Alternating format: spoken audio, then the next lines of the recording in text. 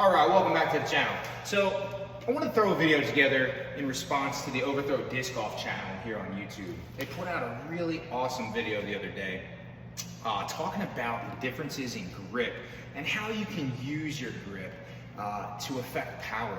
So they've been doing a lot of really cool experimenting and data collection and showing different things like speed and wobble, and anyhow, they were talking about a loose grip and a tight grip.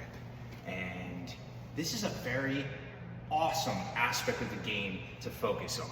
So much often is the pull through or the hips moving, you know, where's the arm path, but we stand on our feet and we hold the disc in our hands. So two of the most important parts to the throw are our feet and our hands. And they're talking about the grip right now. So let's dive into it.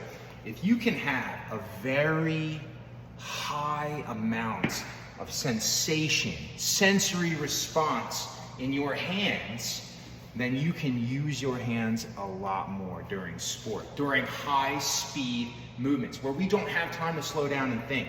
We got to set that grip and we need to move and we need it to execute well. So how do we enhance that sensory aspect of our hands? We got to do drills that focus on how our hands function. These are two of my favorite drills. I use these with disc golfers. I use these with ball golfers. Yeah, both athletes need the same type of dynamic responsibility in their hands. Tight grip, loose grip. It depends on the shot. Now in that overthrow video, they were talking about throwing for driving and throwing for max distance. So we're gonna stay on that idea. All right, but these would apply to chipping, putting, okay? You know, any type of little approach shot that you need, anything where your grip needs to be a little bit lighter, it all applies there too. So just simple drills. We're gonna work on sensory and then strength. You see me, I'm spinning these two balls in my hand. Now, if tennis balls are a little bit too big, okay, to get going, drop yourself down to something a little bit smaller like golf balls, okay? Both directions. We wanna learn how to use our hands, okay, manipulating these balls in both directions, okay? It's gonna do two things. It's gonna make that hand a little bit more pliable. It's gonna increase your dexterity, how big, how well you can control the movement, how coordinated, and then ultimately how strong. Strong is gonna be reflected in two ways. The amount you can actually squeeze your hand tight, but the endurance you can maintain throughout a round. Your grip may fatigue toward the end of the round. We may see our power suffer for lots of different reasons. Again, there's a long checklist of things that can go right or wrong in a throw.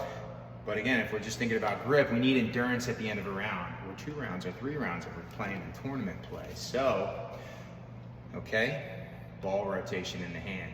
When you can conveniently rotate 2 golf balls, then we want to go up to something a little bit larger. Lacrosse ball, baseball, tennis ball, it doesn't matter. And yeah, it's good for the brain if you do both hands. Don't just do the hand that you play with, but you want to spend a lot of time creating that. Okay, now the second aspect of that's going to be strength.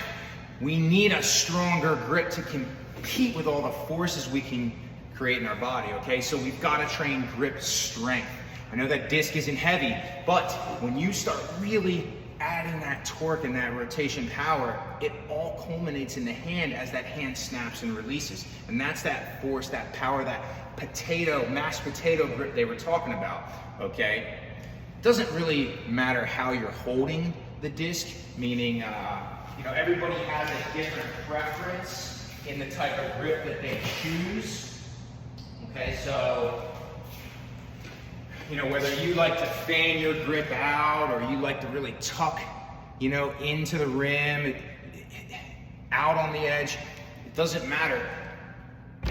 The point of the video was grip strength and noticing differences when they really crush that. So, you know, a tennis ball can be really fantastic, which is why I'm using it in this video, but you could buy specific grip strength like hand crushers and things. But here's what I want to teach you.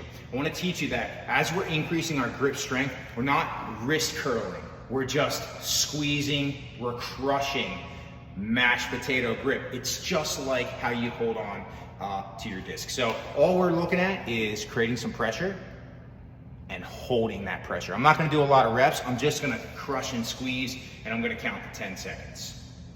That's it. It's a very simple way to increase your grip strength. It's also a very simple way to prime your grip strength before a round. All right, I'll do one more round.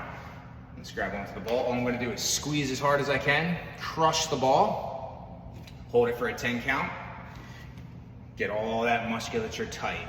All right, there is another way we can strengthen our grip a little bit, like I mentioned, and that was with the wrist curling. But listen, when you shorten that musculature, okay, you're gonna create a lot of tension in that muscle. It's gonna grow also. Those are different side effects. We want to create balance. Go to their video, overthrow disc golf, at 1 minute and 17, walks out to the field and says something as he's getting out of his car. I need to have a tight grip and a loose body.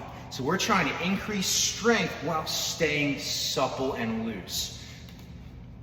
If you work on your grip strength by crush grip, not by shortening the wrist, you're gonna enhance your strength while limiting how tight that limb gets, all right? You can even practice your grip strength in different positions. So for instance, you could go through your sequence, X step,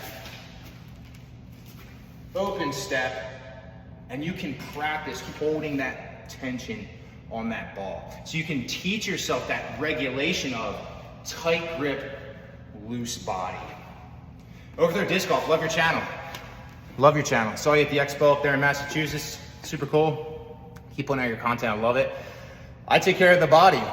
Y'all taking care of stats. I love this. Let's do a collab in the future. Hey, work on that grip strength, get that distance up, keep that body nice and loose, work on those sensory drills. Come on, everyday people are getting better. We're not all elite athletes, but we can train like them. All right, we'll see you soon.